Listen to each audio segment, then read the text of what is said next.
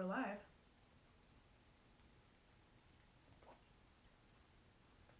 All right, people are joining. We're live.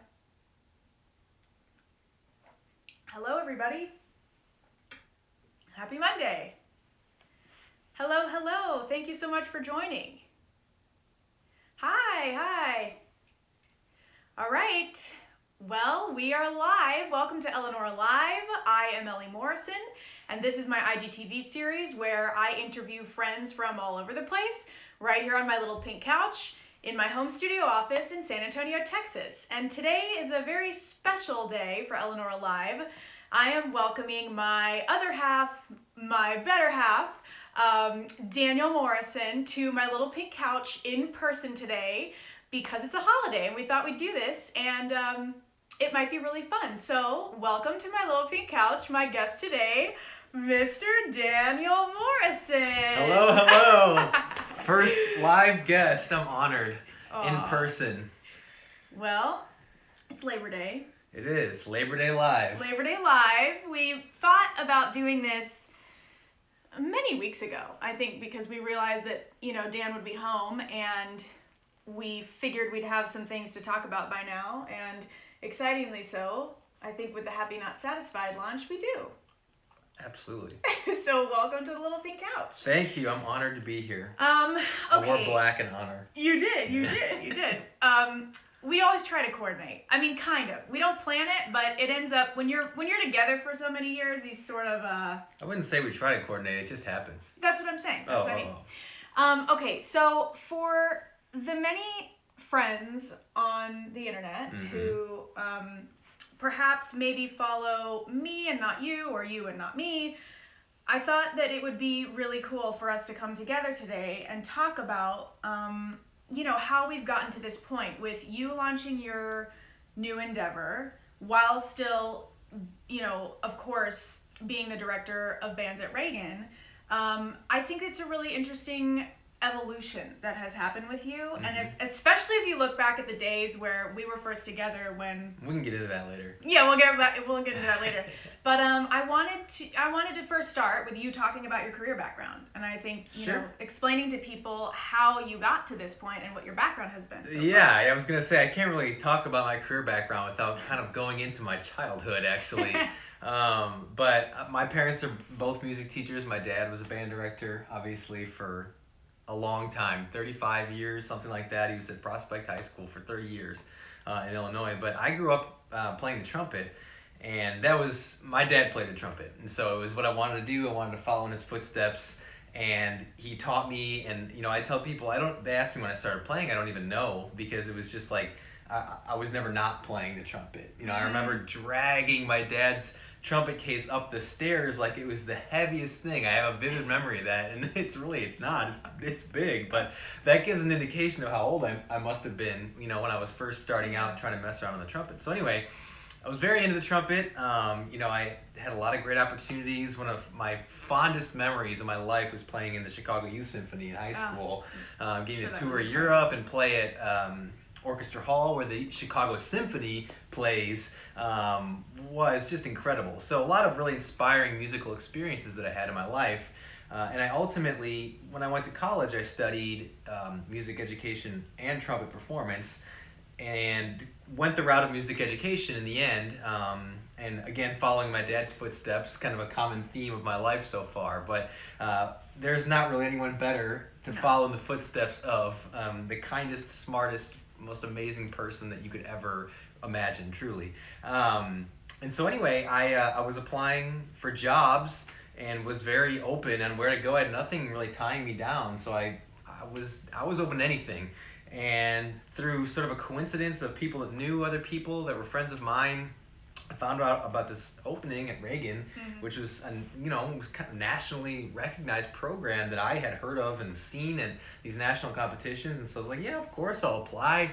Not huge expectations necessarily, but I flew down for an interview and it went well. And long story short, I got the job as an assistant director. I did that for 5 years, and now I'm going on 11th year total, 6th year as head director at Ronald Reagan High School in San Antonio. So I am a high school band director, and I do lots of other things too, but that's my main passion and career that is involved in my life. So Yeah. Well, I guess I should go into my career background too, to kind of explore how we're now converging. But Dan and I met when I was 22 and Dan was 23, and now it's been 9 years. I can't believe that next 2021 it'll be 10 years since we have met and been together. But I am from San Antonio. Unlike Dan, who moved to Texas, I'm born and raised from San Antonio, Texas. And I also went to college here. I went to Trinity University here in San Antonio, graduated with a bachelor's in communication.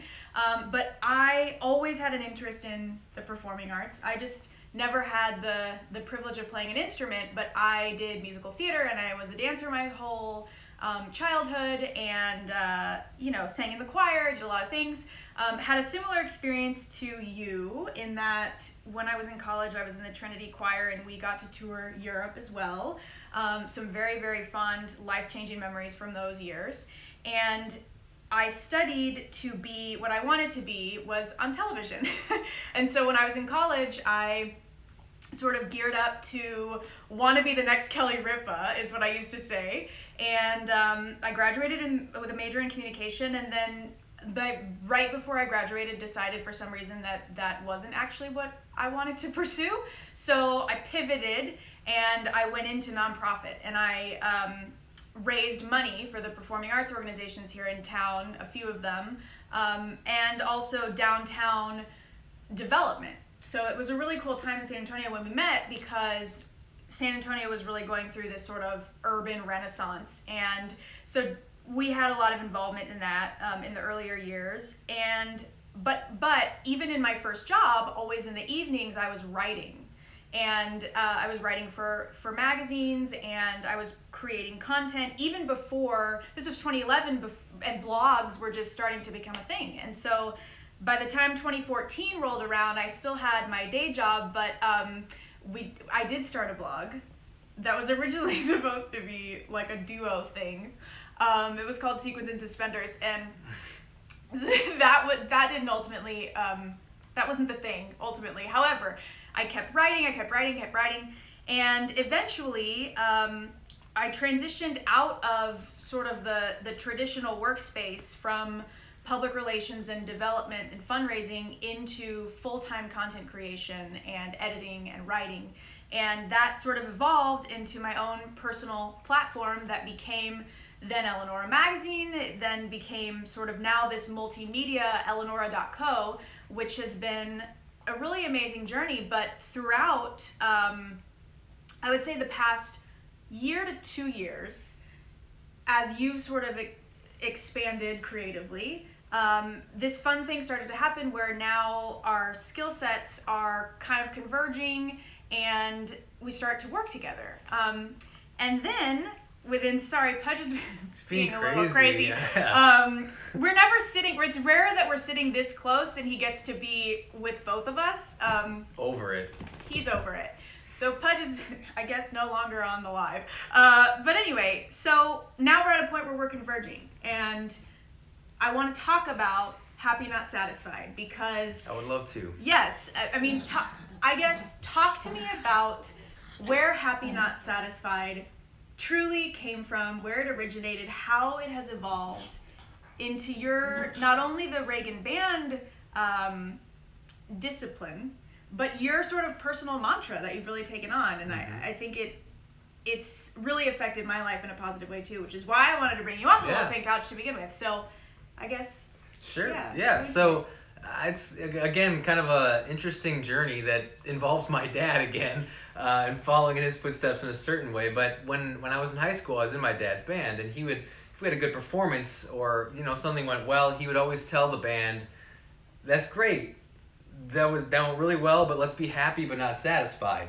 And I always hung on to those words, and that just had meaning to me, and it resonated with me in a really, really serious way, when a lot of other things as a teenage boy, you don't really have great perspective on almost anything. So the fact that something like that stuck with me at that age, it was special. And it stuck with me through college, but then once I became a band director, I remembered what it made me feel, and I thought, well, maybe I should try kind of talking about this with my students. And so I did, and especially when I became the head director, it became even more prevalent.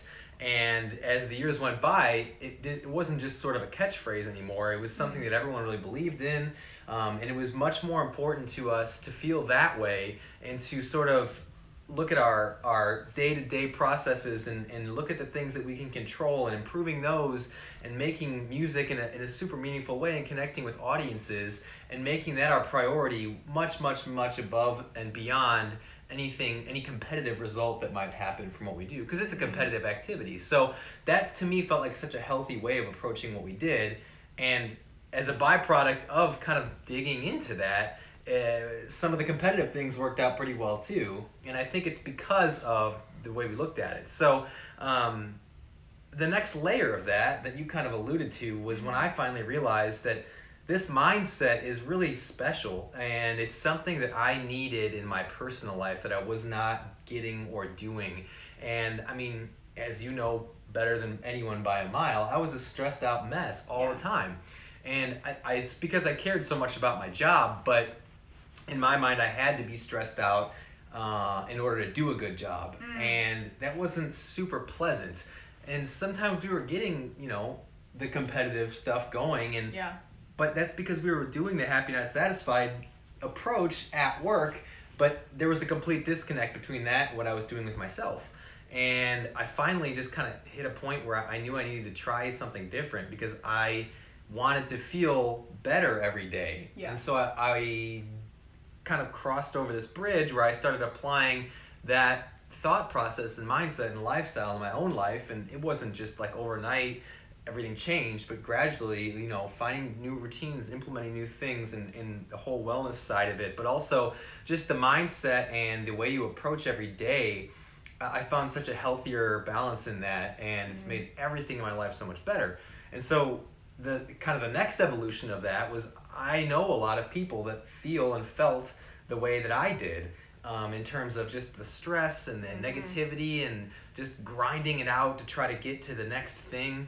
And I thought, I feel like what I tell some people is like every cell in my body has changed. Like I've had a complete transformation of how I feel and how I approach every day and my mindset. And it's like, not to sound cliche, but it's like the glass has gone from half empty to half full. And I truly feel that. And so I kind of felt like I might be able to help some people with that because I figured some things out on my own. And so that's where this whole idea of like launching this whole Happy Not Satisfied movement and the guidebook and the shirts and all of it kind of came from. It was just inspired by what I lived through. And I'm a teacher. I'm somebody that likes to help other people. And I just saw another route to do that through this venue. And so that's kind of how we got to where we're at with it. Well, I mean, it really has been incredible to watch how, as somebody who's on the outside looking in.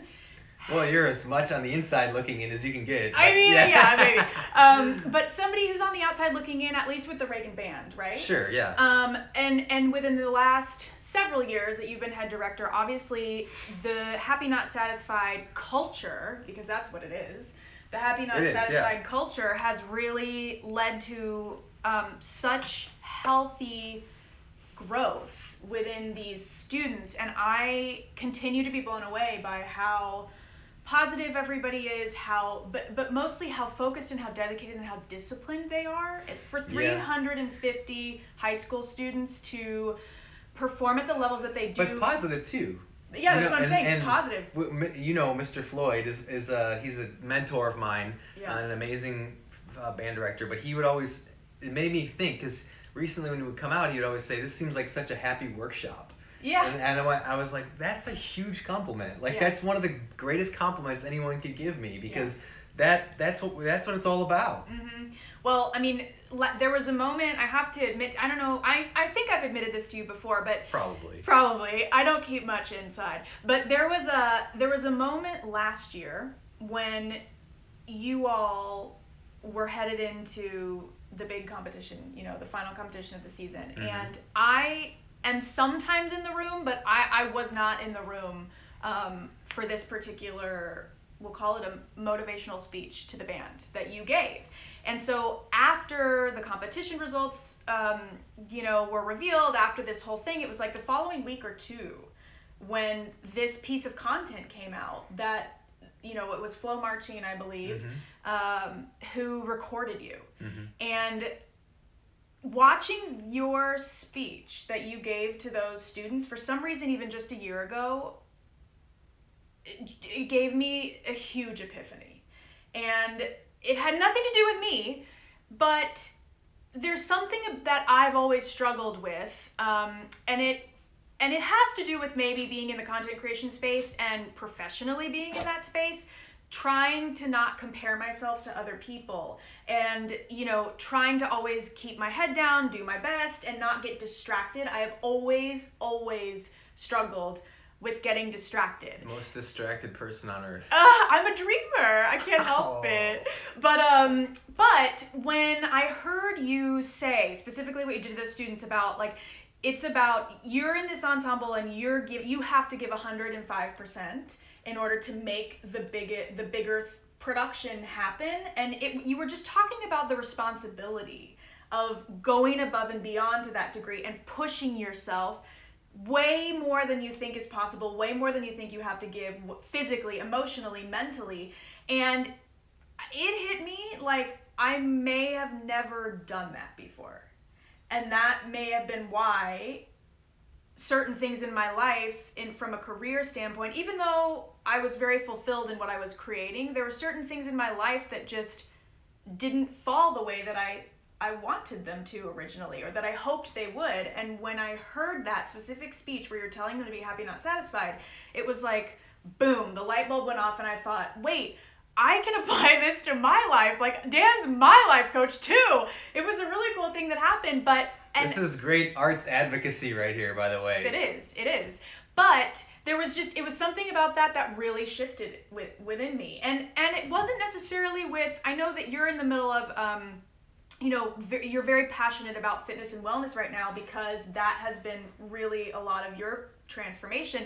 I did that many years ago, and for me, it's been more of I know what I need to feel good and to perform at my highest on a day-to-day basis, but what you were saying hit me in another place, and that was how much time I have wasted looking at what everybody else has, looking at the things that I want, and wanting to get there way beyond, where I deserve to be at this point, instead of just keeping my head down and focusing on the process. Skipping steps, right? I always skip steps, and that is just, I don't know what that is. If it's just how my brain works, or I think a lot of people, most people, go there, right? And you, in a moment of weakness, or even not, just kind of thinking about things, it's easy to feel like, why don't I have this thing that somebody else has, or this is my big goal, but I have.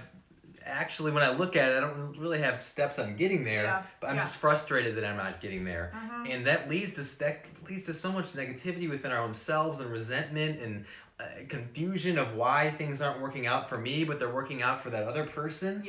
And it's tough. It's really difficult to admit to yourself maybe that you're being that way, I guess. And I'm very guilty of it in my life at times, and you have been, and like I said, I think most people, if not everybody, has been from time to time.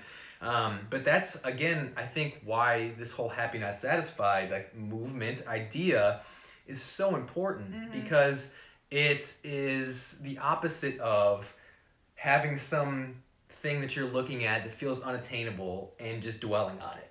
And that's what we spend our time doing. I know. And so you're not getting any closer to doing anything, and you're stressing yourself out thinking about it all day without anything along the way to get yourself there. I mean, when I think about being 22, 23, 24, 25, we were married when I was 26. Those are rough years, man. They were rough years, and it was because of that exact thing.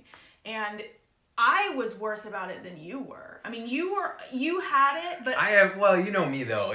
I don't let a lot out. There's no secrets with you. Like, I'm sometimes a little more guarded, so I think we probably experienced a lot of similar things. We just express them differently. And we also when we were younger, I'm like scared. Look at that laugh. What's coming? I don't know. I just think it's funny because even if we were on the same page, our methods to communicating what we felt were It's a opposite. miracle we're sitting here right now. It truly is. It truly is a miracle. But do you remember the time that we made a spreadsheet about... I do. Okay, so That was productive. It was really productive, but here's a perfect example of how we weren't happy, not satisfied when we were like 24, 25. We were at a point in our relationship where we thought, okay, this is either going to be like a long haul deal, or we need to break up because we're not on the same page about a lot of things. You know, what you talk about isn't what I talk about, and what your goals are not what my goals are, whatever. So then we said, but maybe they are. So we did this spreadsheet exercise that we just made up, and we sort of talked about. It was like we went through an exercise of what we wanted out of life, right?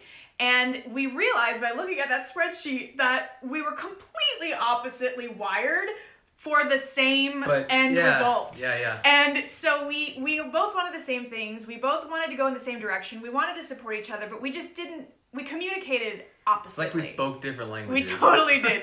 And so then from that point forward, I think we decided like, we've got to support each other. We're on the same team. We've got to figure this out. And it took another many more years to be able to be sitting here on this couch right now, truly, with all the things that we've got going on and like working together now with this Happy Not Satisfied. And so, I mean, I think it's, if I could go back, I wish I could go back to my younger self and tell her this because but that's how everybody feels. That's how everybody feels. But like, I remember It's sitting life. at my desk. I don't know if you ever did this, but you probably didn't because the results speak for themselves. But like, I would be at my desk in my cubicle, just not focused on what I was supposed to be doing, not focused on the task at hand. Like I had my to-do list and of course I did things.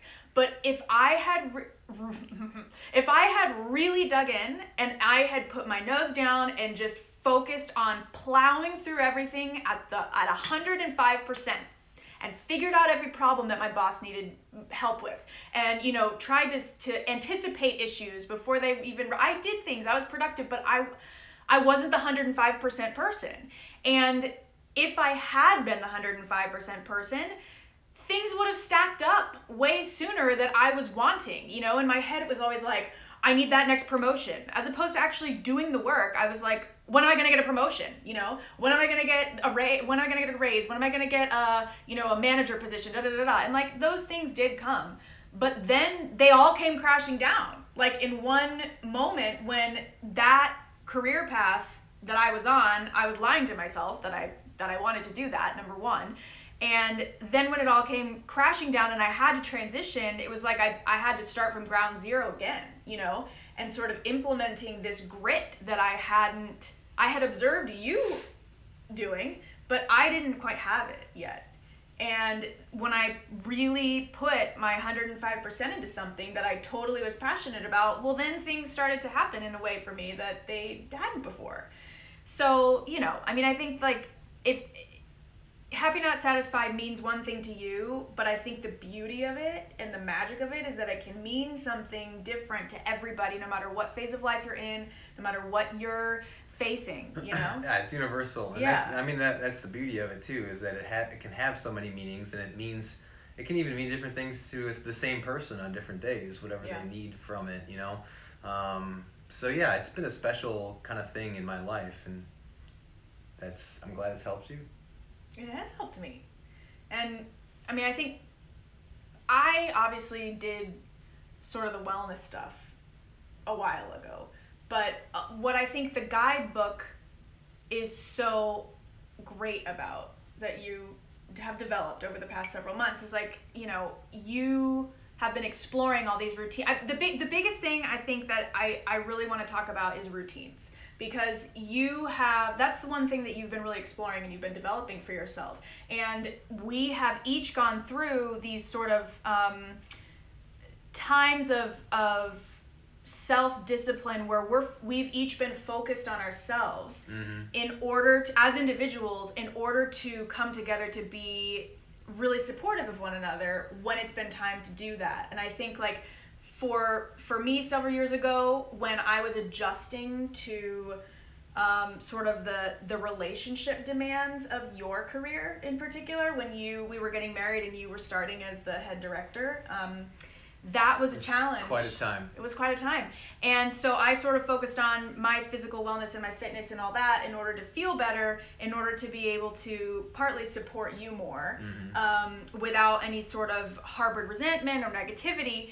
And now, several years later, you, over the past year and a half or so, have really come into your own with your own routines and your own individual sort of like sacred practices that you do on a day-to-day basis. Sacred is a good word for it. Yeah, and I think that there's something interesting to be said about how we had to define who we were as individuals and what made us operate at our highest level, and what, we had to carve out space for ourselves before we could really come together. Yeah, no, I agree. And Ellie went through an amazing sort of journey of her own in terms of just figuring out, like, perfect example was you used to have to take Zyrtec allergy medicine and like Advil and stuff like almost every day. Just because of, and you didn't know this at the time, but it was just like inflammation from how you were eating. Not that you were eating terribly, but you just didn't really keep track of it and didn't work out necessarily. And then you got all that sort of sorted out, and I don't remember last time you took Zyrtec, 5 years ago? I mean, it's pretty incredible. So that's just a small example, but, you went through that sort of transformation, and you would always tell me and encourage me to do the same because I struggled. I'll just leave it at that. I struggled. And I don't know. I mean, everyone's kind of this way, but I'm this way to a fault where, like, I am not going to do something unless I have decided that I'm going to do it. And that's part of my personality, and I try to recognize it when it's happening, and I think I've gotten better about it. But he's a headstrong skeptic. That's a good way of putting it. So it took me a while. It was a while after you figured things out until I did. But I mean, what I was going to say was, like, you could say we had to be selfish in order to be selfless, I guess, with each other. But, I mean, selfish is a pretty negative word. And so I'm not sure that's an accurate descriptor. But everybody needs something a little bit different. And I think it's important to be able to be independent within your relationship so that the relationship actually gets stronger. Yes. And, when you were in California back and forth for a while, at the beginning last school year, everyone was like, oh, so worried about us and our relationship. And it was one of the best things that's ever happened to us. Like, Ellie was in California and I was in San Antonio for months. And I would visit her like every other weekend, which is awesome. And go out there and spend a few days together. And then I'd come back and I was here by myself, just like figuring life out.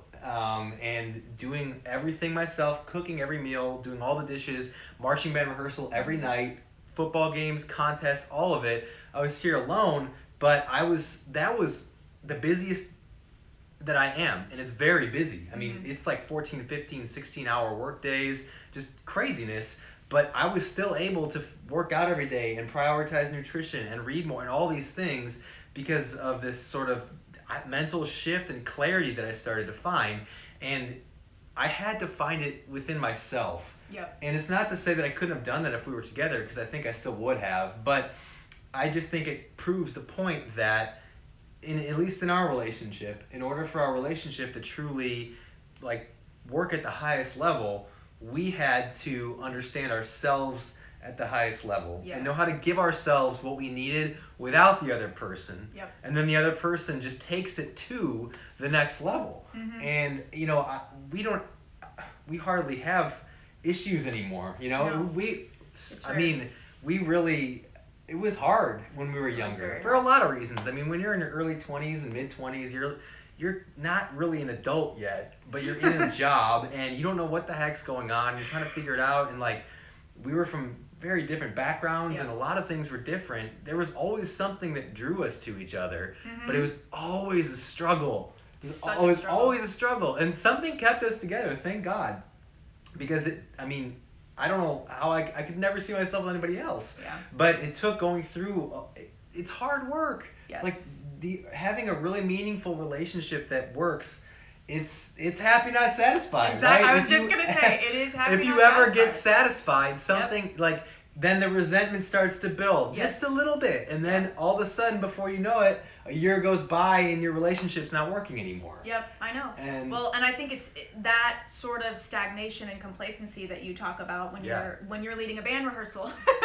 It's so applicable to every part of life, and especially with our relationship. And I remember before I went to California, before I went out to learn more things and explore things with your sister and sort of work with her and for her for a little while, I started to feel stagnant. And I remember there's some sort of spark of adventure in me. Like, I don't know what that is, that I'm always chasing. I get bored easily once I've done a project for a year or two.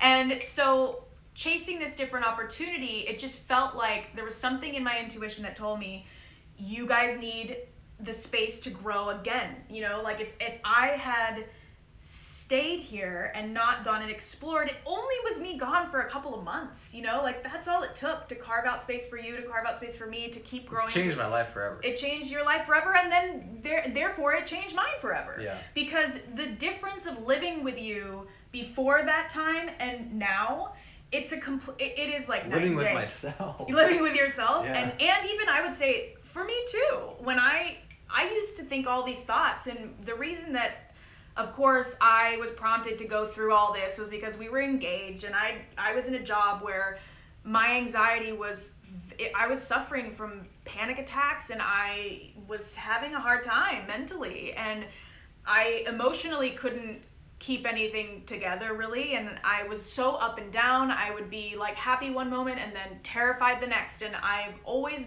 suffered with like self-sabotaging and fear and all of that. Everybody suffers with self-doubt and all these things, but for me it would be like I would be on an airplane.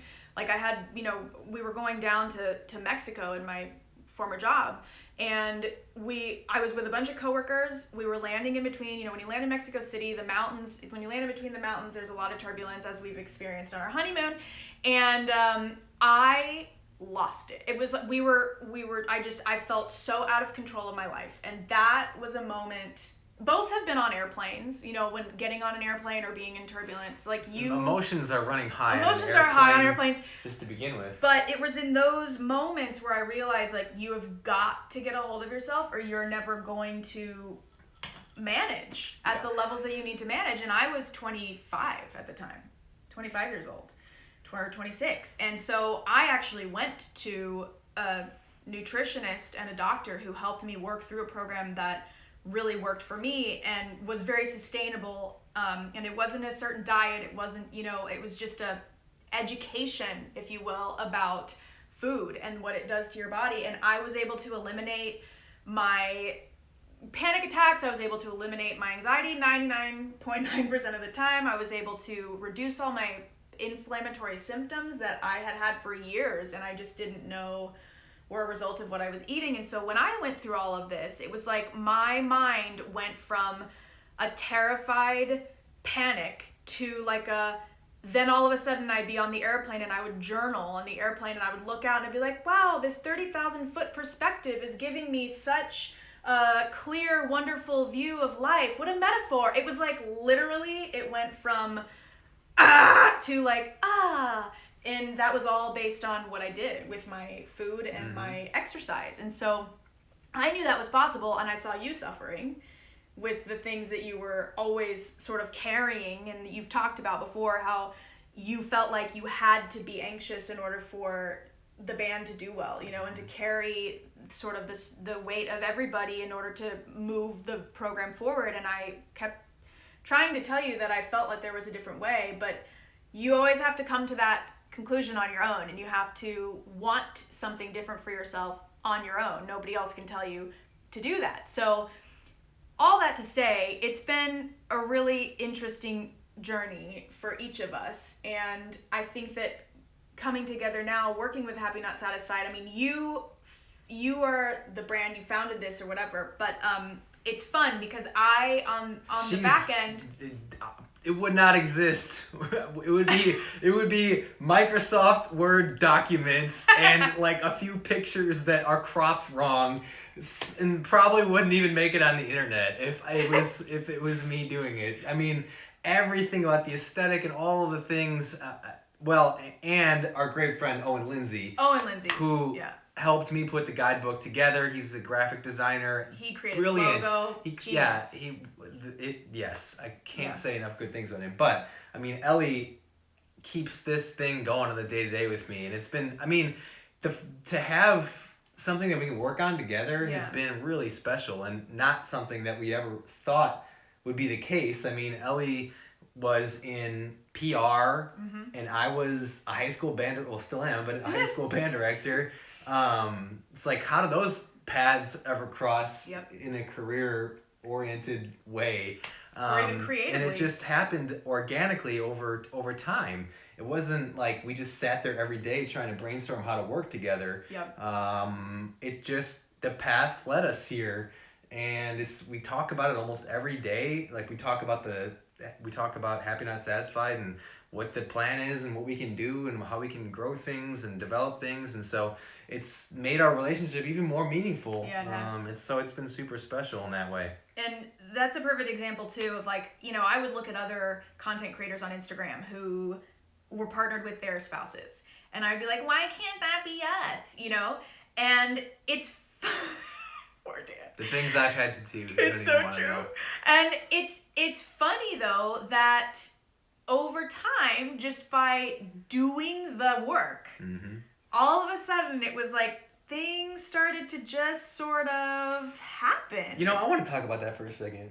When you say just doing the work, because when you read stuff about successful people or you hear them talk, and they always just, one of the things they always talk about is how what they did at first wasn't good, and they had to keep working at it and just keep doing it until it got good.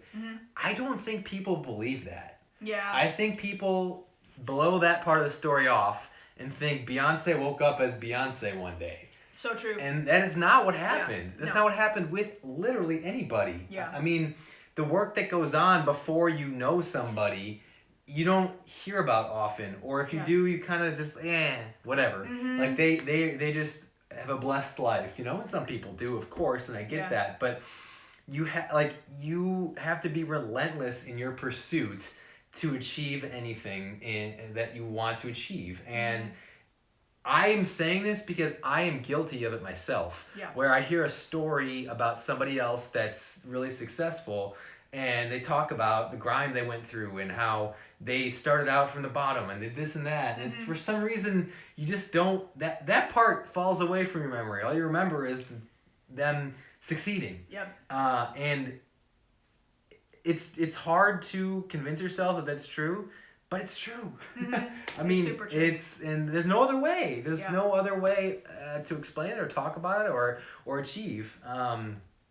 So I just think it's important to talk about that, because I talk about this idea of trust a lot.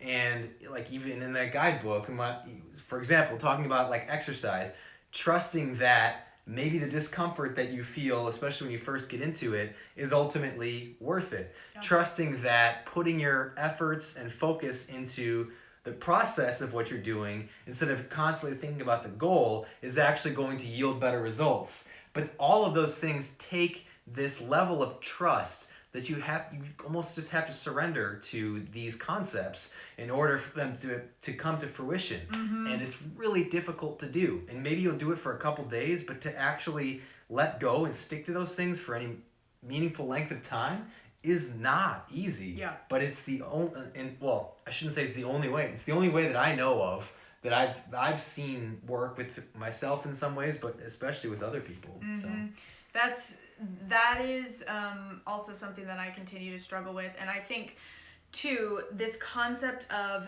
how we measure what success looks like.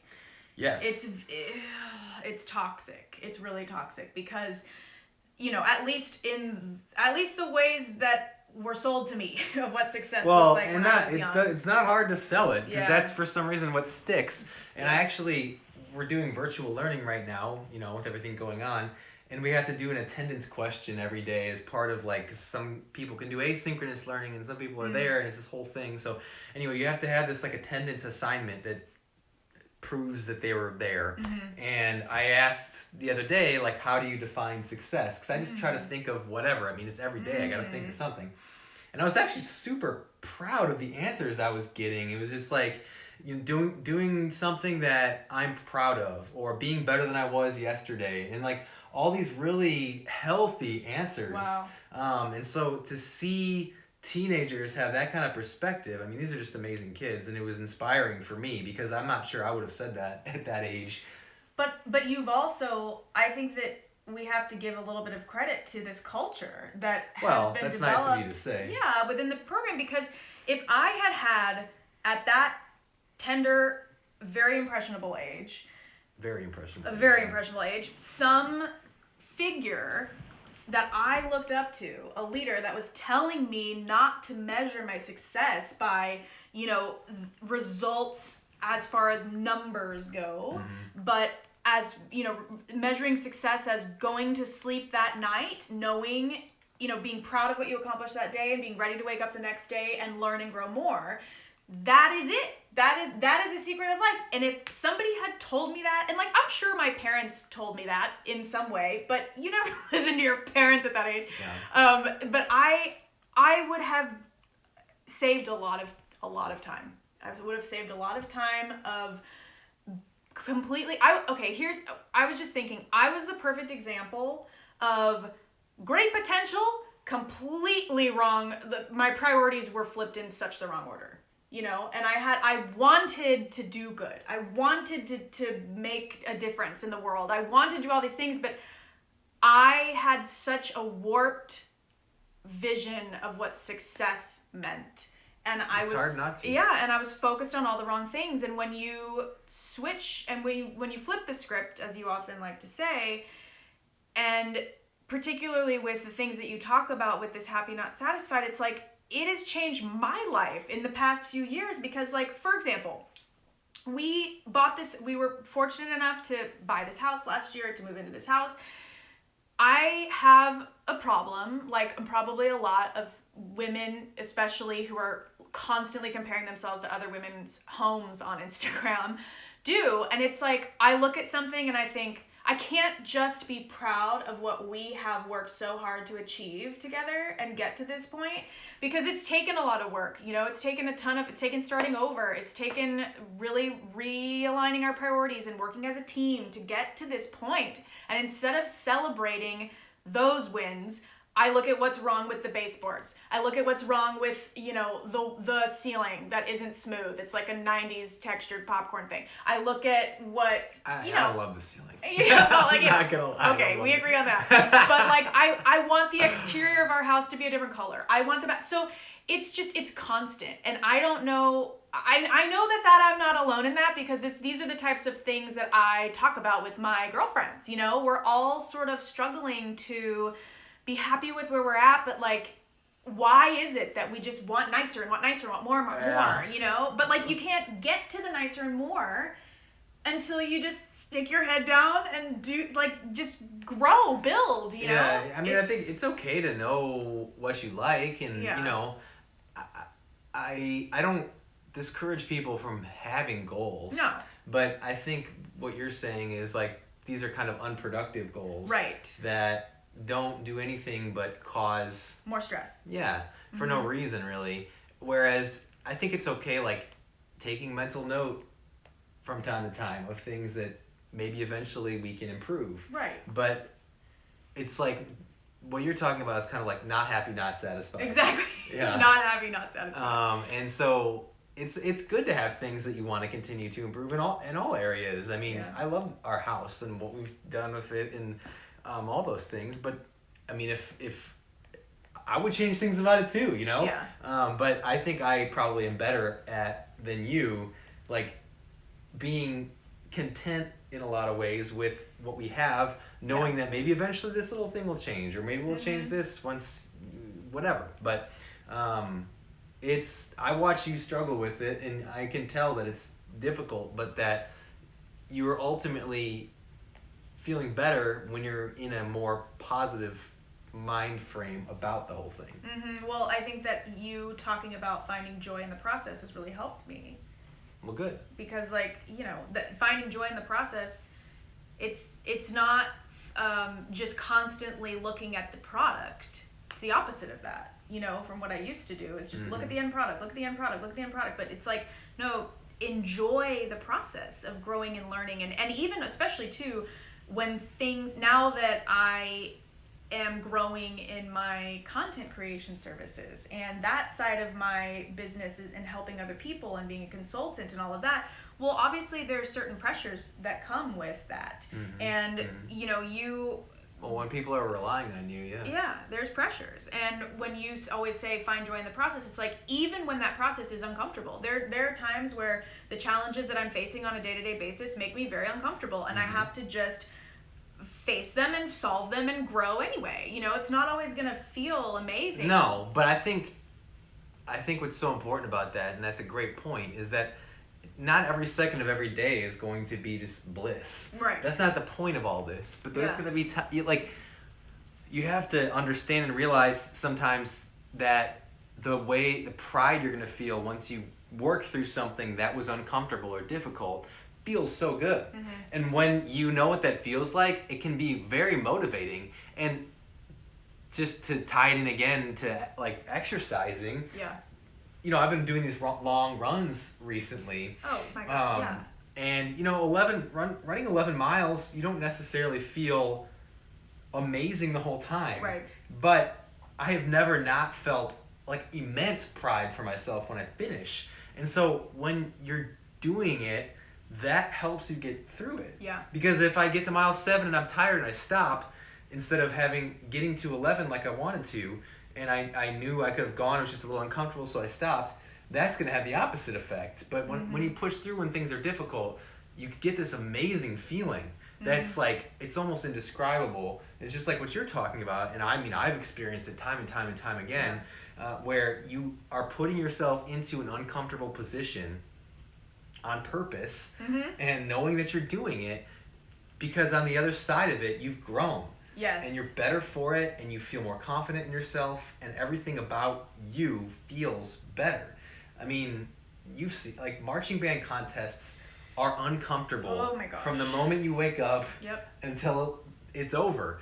But when you live through it and you push yourself and you know you have to be that strong person for everybody around you, like you get this, I get a sense of pride in doing that, in spite of the fact that it would have been easier to curl up in my bed and tell everyone I was sick that day. It's so true. And well, and even you have your own duties on those days, but I've even learned, because I am your wife and I am visible to the program, like I have a leadership position too, you know, and pushing myself even on days when I don't feel like being there or when I'm tired, because it's as much. You never don't feel like being there. I never don't feel like being there. No, some days I'd rather be in a hot tub, you know. Every day I'd rather be in a hot tub. Yeah, just like sitting there reading my book in bed, doing my thing. But like, I push myself to go and be there visibly for the program and for the parents and for the students and for you and for me, because it makes me feel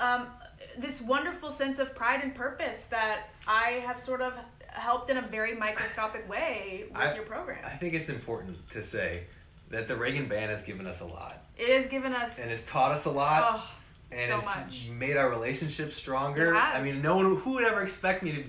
This high school band program made our relationship stronger. Like, you wouldn't think those two things would be related, but the organization and the people in it and the opportunities from it, I mean, it's completely changed our lives. Not just my life, but our lives in every imaginable way, and for the better. I mean, it's really...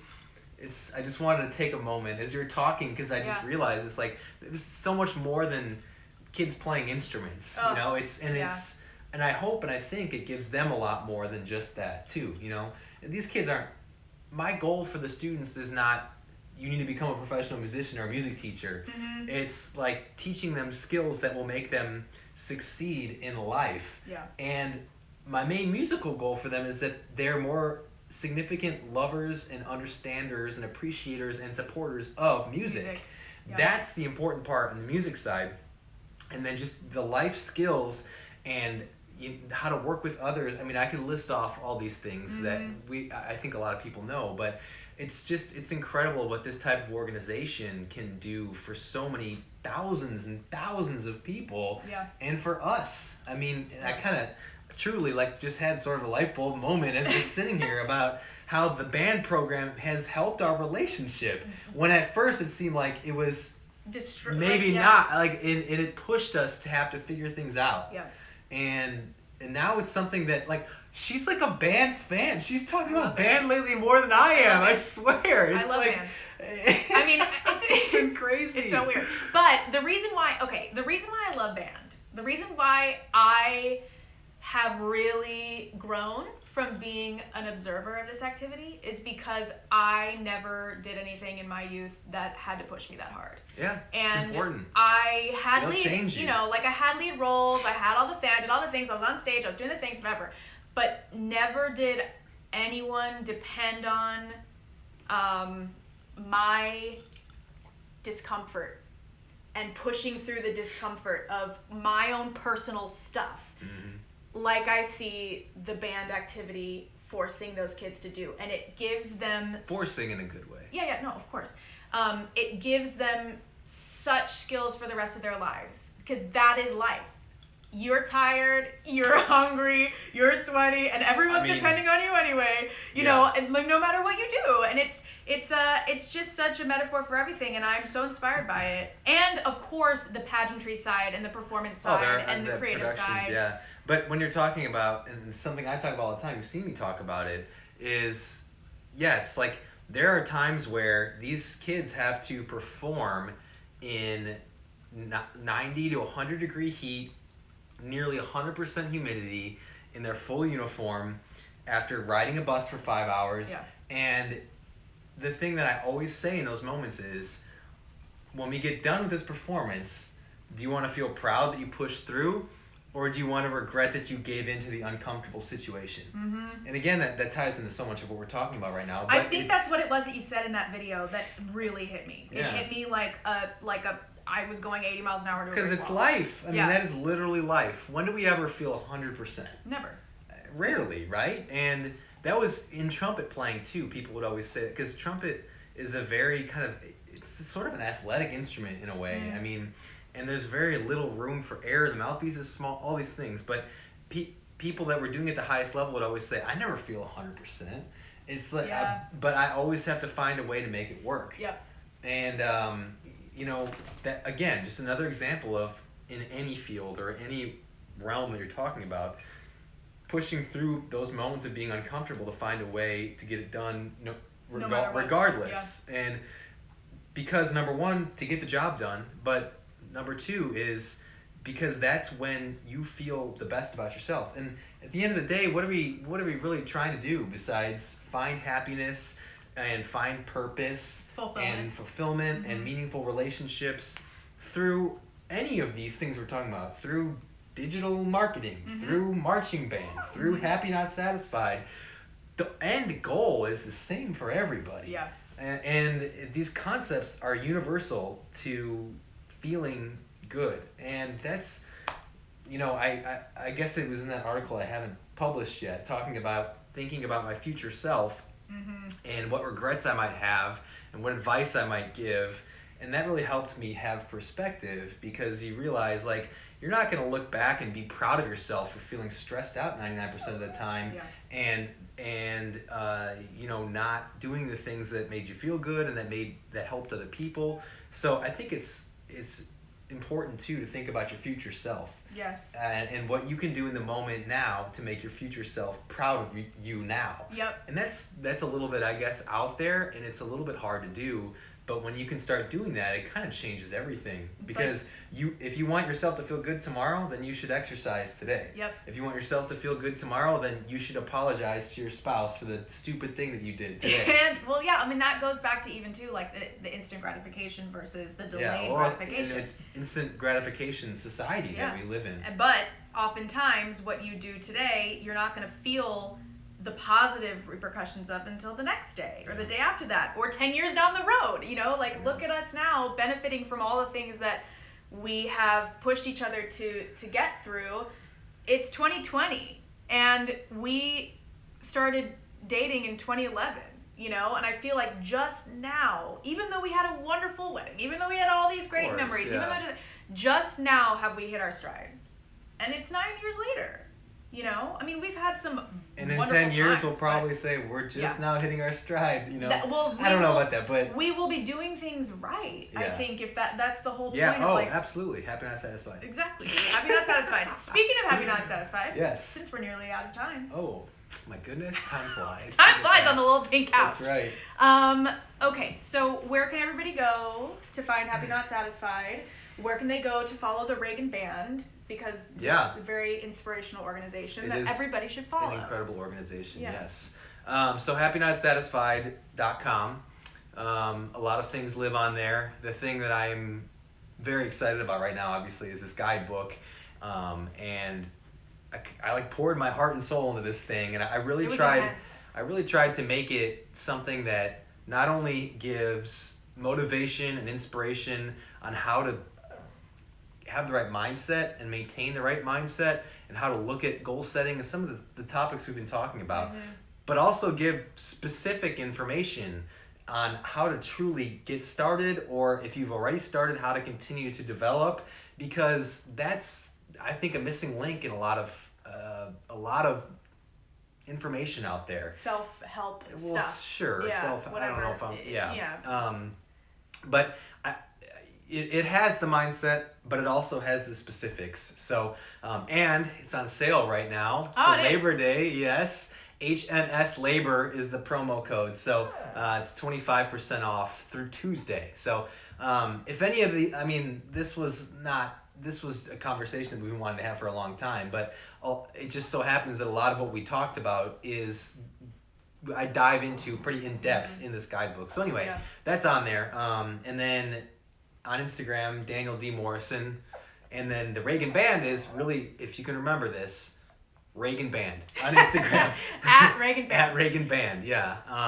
And so those are my things pretty much. You can follow on Facebook too, Happy Not Satisfied. And then I know you have your things, but I don't know. This has been fun. And I think maybe on other holidays, we might make this a little bit of a tradition here to sit down and talk wherever we may be. Hopefully by the time the holidays roll around, maybe we can be elsewhere. We'll see how this whole thing plays out. But, yes. Hopefully a new tradition. And Jen says she can hear Pudge crying. He's hungry. Yeah, it's time this dog. for dinner. So with that, we will leave you, friends. But thank you so much for joining us. Remember to be happy, not satisfied. And we'll talk to you soon. Bye. Thanks for joining me. Thank you.